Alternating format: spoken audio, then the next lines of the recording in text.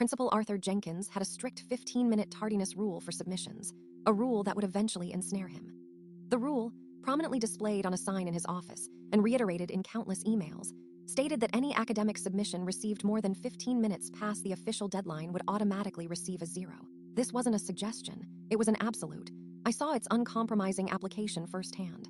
Brenda Lee submitted her history essay exactly 16 minutes late.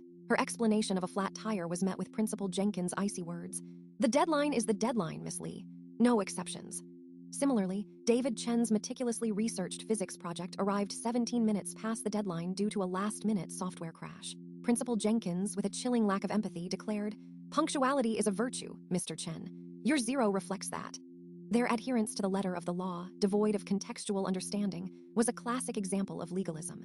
I had a hefty $500 scholarship riding on my senior thesis submission, due precisely at 3 p.m. The thought of losing it because of a technicality made my stomach knot. I decided to meticulously document everything. I arrived at the school at 2 p.m., an hour early, carrying a portable scanner and my laptop. I set up a time-lapsed video recording of myself printing my thesis. I took a photo of the clock displaying 2:45 p.m., my printed thesis clearly visible. I even drafted an email to Principal Jenkins, ready to send with a time-stamped attachment if needed. At 2:50 p.m., I walked to Principal Jenkins' office. The clock on the wall read 2:52 p.m., 2:55 p.m., no Principal Jenkins, 2:58 p.m., still nothing.